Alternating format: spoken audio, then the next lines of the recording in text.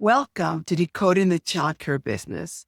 I'm so glad you joined me. Thank you for subscribing and for liking this video. Also, thank you for all the comments that you have shared.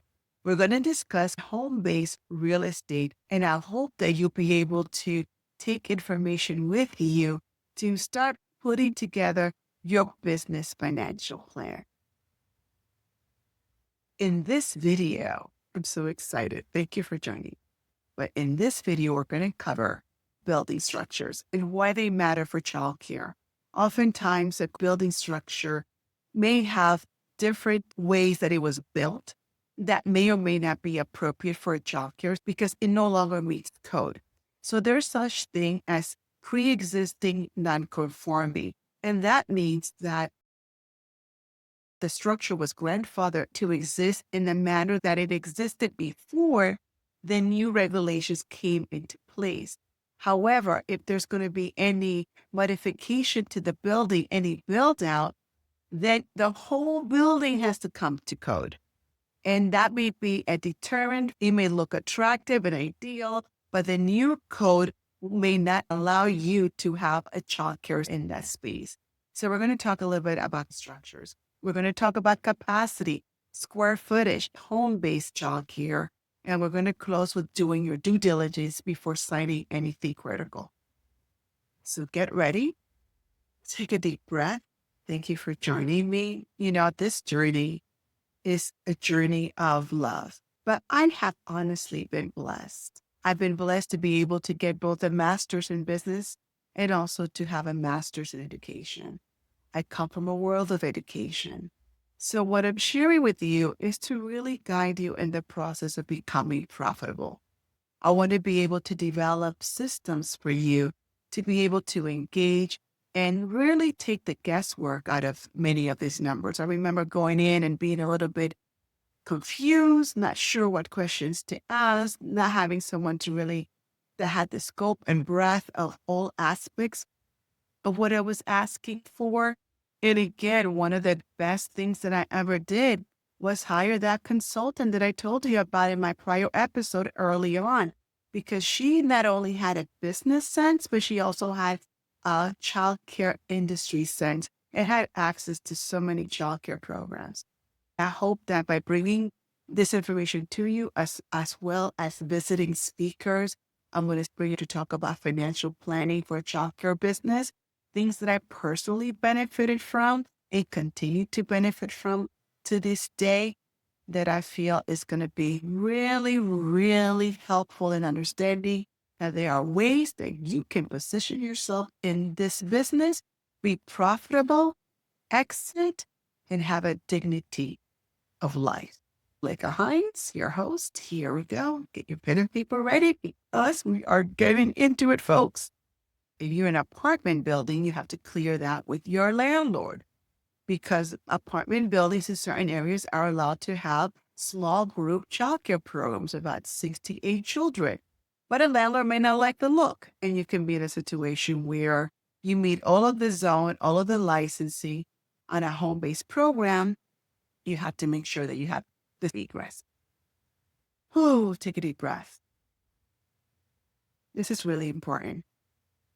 When you're looking at a home-based childcare business, it's very important to consider how that structure of that building is created. Is it a wood frame, like I said before, or is it a brick or cement space? I know of childcare programs that wanted to open up a childcare center in a brownstone, but it was a wood frame, and they were not allowed to build a childcare center in a brownstone that was built as a wood frame. And many of them initially were built as a wood frame. That impeded the families from moving forward with that idea. So before you invest in a home or a space that you eventually want to convert into a childcare, you want to make sure that you have usable square footage and that the room separation makes sense. You want to make sure that the safe arrival and departure flow, that there's ample parking, that they don't have to cross the street, that there are not neighbors that are going to impede your ability to have a childcare center there. They can make things very difficult for you. All of these things are very important.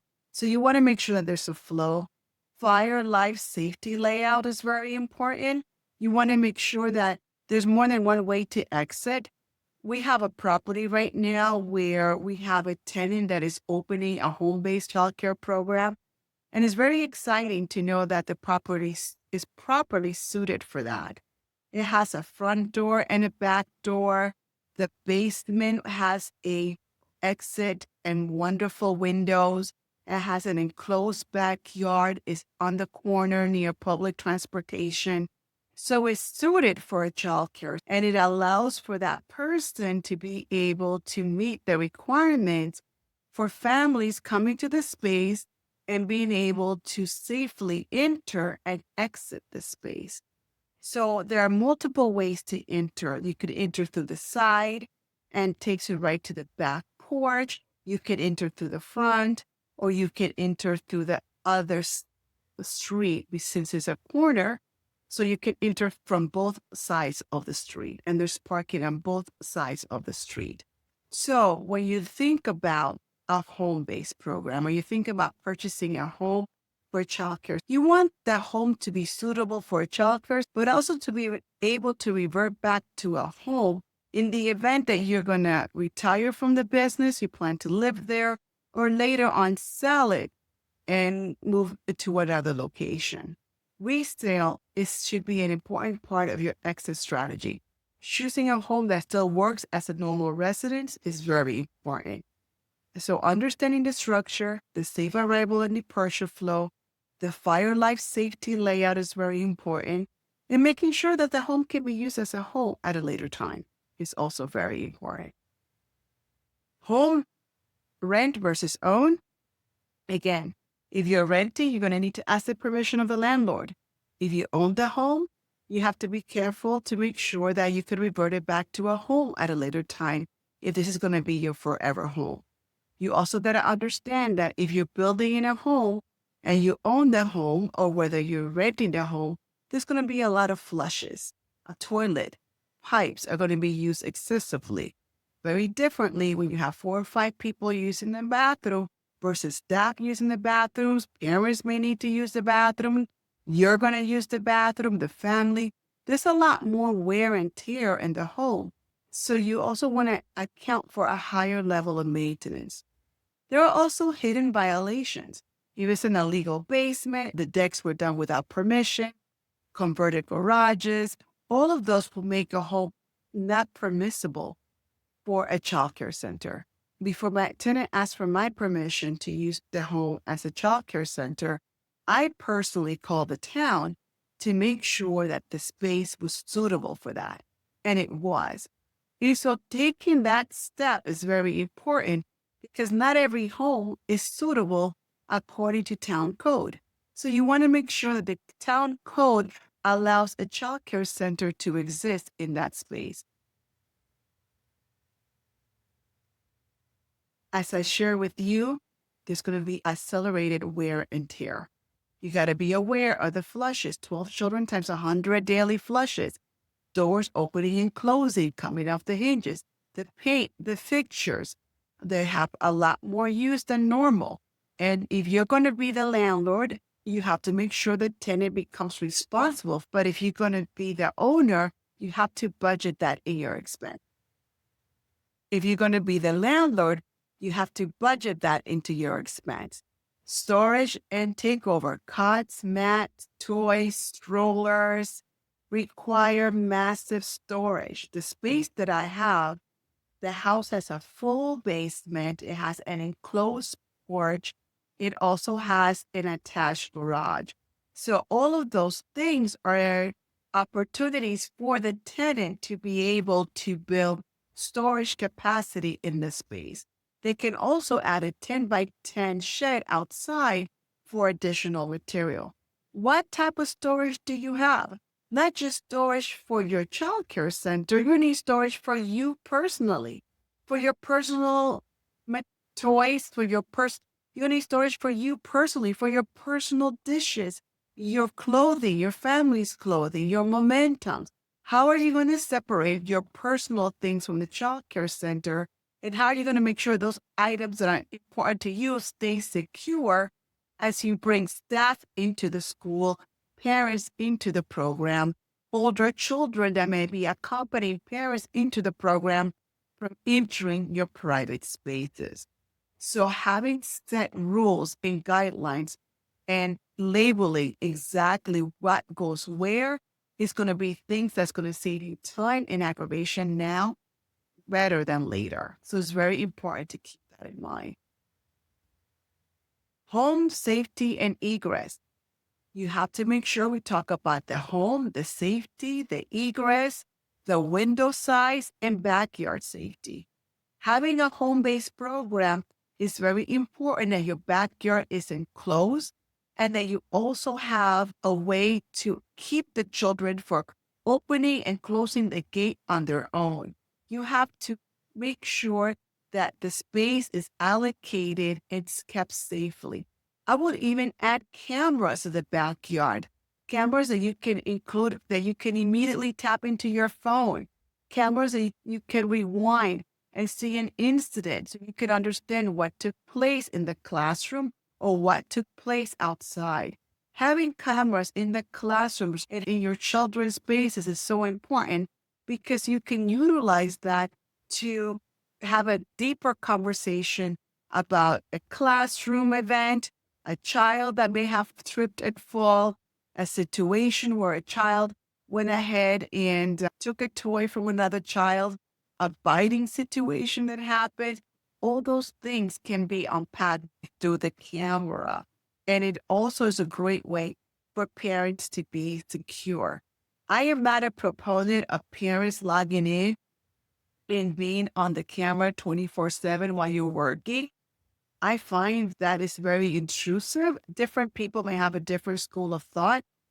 My philosophy was an open door policy. If you want to come and spend time in the classroom and stay with us all day, that's fine. Learn, get to know us, meet us, understand the flow of the classroom, become familiar with us, develop a rapport.